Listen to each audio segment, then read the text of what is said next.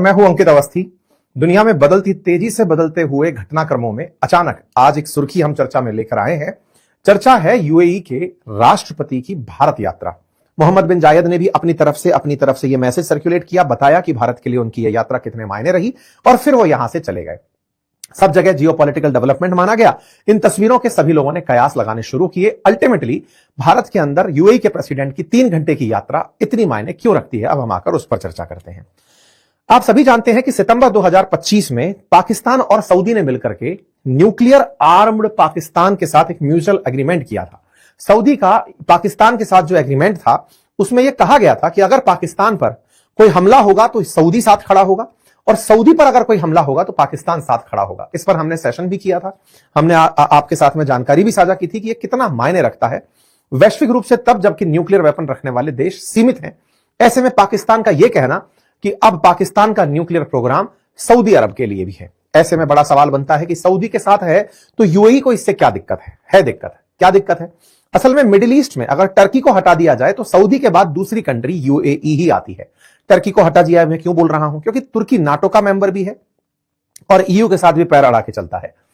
ऐसे में सऊदी के बाद दूसरा सबसे बड़ा देश यूएई ही है और दोनों जीसीसी के मेंबर हैं, बढ़िया मित्र हैं। गाजा के मामले पर दोनों एक जैसा विचार भी रखते हैं। लेकिन हाल ही में जब ईरान इजराइल शुरू हुआ, सीरिया में तख्ता पलट हुआ, ईरान के खिलाफत चीजें होने लगी, तब इन सबको कहीं ना कहीं अपनी सुरक्षा को लेकर चिंताएं बढ़ने लगी कि गलती से ईरान ही हम पर कभी गोला चला दिया तो हमारा क्या होगा। ईरान जस्ट सामने रहता है और सऊदी जो है, यूएई जो है, वो थोड़ा अमेरिका के साथ प्रो अमेरिका है। ऐसे में अगर इनसे दुश्मनी निभा दी गई, अगर इनके साथ एक डिफेंस पैक्ट रहा हो भारत का कि अगर तुम्हारे ऊपर कोई भी गोला चलाएगा हम तुम्हारे साथ हैं, तो शायद इनके ऊपर ये बम चलाने की हिम्मत ना करें। यानी कि एक प्रकार से ये दोनों से तो एक अपने आप में चिंता है ही है, इन दोनों की भी आपस में चिंता है। किन दोनों की? पड़ोसियों की। सऊदी अरेबिया और यूएई बॉर्डर शेयर करते हैं, बढ़िया मित्र हैं, जीसीसी के मेंबर हैं, एक साथ एक ही राग में बजते हैं, सुन्नी राष्ट्र हैं। दिक्कत क्या हुई कि इन दोनों के इंटरेस्ट यमन को लेकर के अलग हैं। सऊदी ने हाल ही में यमन के अंदर एयर स्ट्राइक की। जहां एयर स्ट्राइक की वहां पर कहा जा रहा था कि यूएई ने अपनी तरफ से डिफेंस का सामान भेजा था। जब डिफेंस का सामान भेजा तो सऊदी ने यूएई के डिफेंस इक्विपमेंट्स को टारगेट कर दिया और इस पर साफ साफ सऊदी ने कहा कि यूएई आपको यहां से पीछे हट जाना चाहिए। और भाई साहब, इसके दबाव में, सऊदी के दबाव में यूएई पीछे हट भी जाता है।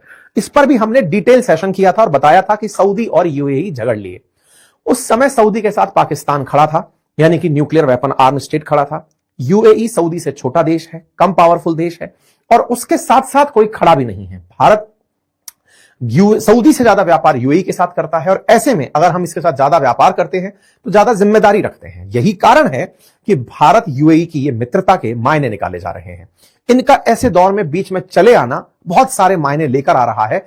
टाइमिंग पर सवाल उठ रहे हैं कि कहीं ये तो नहीं कि यूएई भारत से वही वाला डिफेंस पैक्ट चाहता है जो सऊदी पाकिस्तान से चाहता है। भारत की तरफ से अनाउंसमेंट भी होता है कि हम लोग स्ट्रेटेजिक डिफेंस पार्टनरशिप को एक नए डिफेंस एग्रीमेंट के तहत बात करने के लिए तैयार हुए हैं। तो अब इन बिटवीन क्या हुआ है ये नहीं पता, लेकिन भारत का अनाउंसमेंट ये बताता है कि डिफेंस को लेकर के चर्चाएं तो हुई हैं और ये चर्चाएं डिफेंस पार्टनरशिप को लेकर हैं। इसलिए सब तरफ इस बात पर जिक्र है कि क्या भारत सऊदी के खिलाफ यूएई का साथ देने जा रहा है। ये मतलब बहुत बड़ी न्यूज बनती है। पाकिस्तानी लोग इसके वैसे मजे लेते हैं कि भारत नकल कर रहा है सऊदी और पाकिस्तान के पैक्ट की। लेकिन मैं आपको यहां पर एक बात और याद दिलाना चाहूंगा कि भारत केवल यूएई के साथ ही नहीं, सऊदी के साथ भी मित्रता रखता है। सऊदी के साथ मित्रता रखता है, यह बात आपको तब पता चली होगी जब हमने ऑपरेशन सिंदूर में पाकिस्तान पर बम बरसाए थे। उस समय सऊदी के ही विदेश मंत्री चलकर सबसे पहले भारत आए थे जयशंकर साहब से मिलने कि सर इन लोगों को मत मारो, बहुत मार दिया, अब रुक जाओ। यह बात कहने के लिए सऊदी की तरफ से ही विदेश मंत्री आए थे। यह दर्शाता है कि भारत दुनिया में सभी देशों के साथ जो आपसी सामंजस्य लेकर चलता है, उसी क्रम में यूएई के साथ, क्योंकि वो ट्रेडिंग पार्टनर है, उसे लेकर आगे बढ़ रहा है। चैनल पर नए हैं तो चैनल को सब्सक्राइब कर लें, बाकी अपनी राय कमेंट बॉक्स में खुलकर रखें। गुजारिश बस यही रहेगी कि आप जितना संभव हो अपने साथियों के साथ इस सेशन को साझा करें। इतनी एनर्जी आपके साथ खर्च करते हैं, मर्जी आपकी है। चलिए, जैसा कि आप सभी जानते हैं कि मिडिल ईस्ट में जब से गाजा को लेकर के संकट उत्पन्न हुआ, चाहे बहुत ज्यादा लोगों के प्रवास करना हो, ईरान इजराइल का आपस में झगड़ लेना हो, या फिर सीरिया के अंदर सत्ता बदल जाना हो, ट्रंप का लगातार ईरान को उकसाना हो, इन लोगों के बीच में अचानक यूएई के शेख का, राष्ट्रपति का भारत आ जाना हो। यह अचानक यात्रा से ज्यादा बड़ा सवाल तब बना जब यह यात्रा मात्र 2.5 घंटे की थी ऑफिशियली इसे 3 घंटे की कहा जा रहा है, कहीं जगह 2 घंटे की, लेकिन एग्जैक्ट 2.5 घंटे की यात्रा।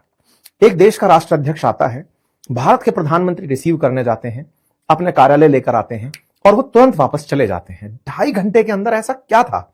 ये अपने आप में पूरे वर्ल्ड के अंदर डिस्कशन का चर्चा बन गया है। ये बिल्कुल वैसे ही है जैसे प्रधानमंत्री मोदी एक बार जाकर पाकिस्तान में नवाज शरीफ की पोती के घर में शादी में शामिल हो गए, लेकिन ये तो वैसा भी नहीं था। बाकायदा एग्रीमेंट्स भी साइन हुए, 15 ऐसे एग्रीमेंट्स पर चर्चाएं हुई जिनकी चर्चा पूरी जगह हो रही है। और उन्हीं एग्रीमेंट्स में एक बड़ी चर्चा निकल कर आई, भारत और यूएई के बीच में स्ट्रेटेजिक डिफेंस पार्टनरशिप की बात हो जाना। आज के सेशन में हम चर्चा करेंगे यूएई के राष्ट्राध्यक्ष की भारत यात्रा, 3 घंटे की भारत यात्रा, और उसमें टाइमिंग इतना मैटर क्यों कर रहा है, इस मीटिंग के मायने क्या हैं और इन मायनों में अमेरिकी एंगल क्या है। अमेरिकी एंगल बताना इसलिए जरूरी है क्योंकि जब से अमेरिका के प्रभाव में रहते हुए कतर पर गोले गिरने शुरू हुए, फिर चाहे ईरान से हो या इजराइल से, दुनिया के हर देश को परमाणु बम की जरूरत आ पड़ी है। परमाणु बम अमेरिका की दृष्टि के नीचे बनाने की संभावनाएं अब किसी के पास बची नहीं है। ईरान ने बजाने का प्रयास किया था, उसके क्या हालात हैं वो आपके सामने हैं। इस बीच में सऊदी ने पाकिस्तान के साथ एक डिफेंस पैक्ट कर लिया, ये कहते हुए कि मुझ पर अगर कोई हमला होता है तो तुम मेरे साथ रहना। सऊदी के बाद गल्फ में अगर दूसरा कोई सबसे पैसे वाला देश है वो है यूएई यानी कि संयुक्त अरब अमीरात, और उसके राष्ट्रपति की भारत यात्रा मायने तो रखेगी। सोमवार को जब ये भारत पहुंचते हैं तो पालम एयरपोर्ट पर भारत के प्रधानमंत्री इन्हें रिसीव करने जाते हैं। ऑफिशियल अनाउंसमेंट आता है, तस्वीरें बाहर निकल कर आती हैं। आप जब बाहर आते हैं तो इनका बड़ा ही भव्य तरीके से रेड कार्पेट पर स्वागत होता है। समय को बचाने के लिए अपनी तरफ से भारत ये बताने के लिए कि यूएई कितना हमारे लिए मायने रखता है, भारत के प्रधानमंत्री यहां जाते हैं। आपको मैं बताता चलूं कि भारत इन पर्सन अगर देशों के साथ व्यापार की बात की जाए तो नंबर 1 व्यापार करता है चाइना के साथ, नंबर 2 पर यूएसए के साथ, और नंबर 3 पर जिस देश के साथ व्यापार करता है उसका नाम यूएई ही है। भारत और यूएई के बीच 3rd लार्जेस्ट ट्रेड पार्टनरशिप है। ऐसे में एक ऐसे देश को भारत के द्वारा इस तरह का वार्म वेलकम मिलना और इन वेलकमों के मायने निकलना लाजमी है। आइकॉनिक तस्वीर प्रधानमंत्री की, जब वो अक्सर किसी राष्ट्राध्यक्ष को अपनी गाड़ी में लेकर चल रहे होते हैं तो ऐसी तस्वीरें आना सामान्य सी बात है। तस्वीरें आती हैं इनके आपस में मिलने की, तस्वीरों में आते हैं एक झूले पे झूलते हुए तस्वीर, कभी शी जिनपिंग को झुलाया था, आज शेख नहयान को झुलाया गया है, लेकिन ये झूला गुजरात का है और इसे इन्हें भेंट कर दिया गया है। तस्वीरें आती हैं इनके साथ में आए डेलीगेट्स के साथ प्रधानमंत्री की मुलाकातों की, साथ में हुए एग्रीमेंट्स के साइन होने की। ये सब इतना तेजी से हो रहा था कि जिन्हें देखकर लग रहा था कि ये केवल और केवल आने का दस्तूर निभाना था, बाकी सारे काम तो संभवतया पहले से ही होकर रखे थे। भारत और इनके बीच में स्ट्रेटेजिक डिफेंस पार्टनर का एग्रीमेंट होता है, लेटर ऑफ इंटेंट जाहिर किया जाता है, food sector corporation, civil nuclear corporation, साथ ही साथ व्यापार को $200 बिलियन तक पहुंचाने की बात होती है। धोलेरा स्पेशल रीजन जो बन रहा है गुजरात के अंदर, उसके अंदर इन्वेस्टमेंट की बात होती है। Super computer AI cluster India के अंदर बने, उसकी बात होती है। 9 बड़े समझौते, उनमें से 2032 तक भारत यूएई का व्यापार $200 अरब तक पहुंचाने की बात, न्यूक्लियर एनर्जी में सहयोग की बात, आर्टिफिशियल इंटेलिजेंस और सुपर कंप्यूटर, यूएई भारत में डेटा सेंटर बढ़ाने के लिए निवेश करेगा, डिफेंस सेक्टर में मिलकर काम करने के लिए समझौता साइन, स्पेस सेक्टर में सहयोग जैसे रॉकेट लॉन्च कॉम्प्लेक्स, गुजरात के धोलेरा में स्पेशल इन्वेस्टमेंट रीजन में डेवलपमेंट, यूएई भारत को हर साल 5 lakh metric ton LNG gas देगा, फूड एंड एग्रो प्रोडक्ट्स के व्यापार को आसान बनाने के लिए समझौता। बहुत सारे समझौते एक ही बार में गिन गिन कर दिए जाते हैं और उनमें से जिसकी सबसे ज्यादा चर्चा होती है वो है लेटर ऑफ इंटेंट, अपनी इच्छा जाहिर करने की रिपब्लिक ऑफ इंडिया और यूएई के बीच में स्ट्रेटेजिक डिफेंस पार्टनरशिप को लेकर। ये जो स्ट्रेटेजिक डिफेंस पार्टनरशिप है सबसे ज्यादा चर्चा इसी की, लेकिन और चर्चाओं के बीच में भी अंतरिक्ष सहयोग, आतंकवाद पर, ऊर्जा पर, ये तमाम जानकारियां बड़ी कॉमन और एक्सपेक्टेड जानकारियां हैं कि भारत और यूएई ऊर्जा के क्षेत्र में एलएनजी को सपोर्ट को लेते हुए आगे बढ़ेंगे। भारत और यूएई के बीच में $100 अरब का व्यापार होता है, $100 बिलियन का व्यापार होता है, जिसमें यूएई के लिए Bharat 2nd largest export destination है। $63 बिलियन का भारत को एक्सपोर्ट होता है। सबसे ज्यादा एक्सपोर्ट ये चाइना को करता है, उसके बाद भारत को करता है।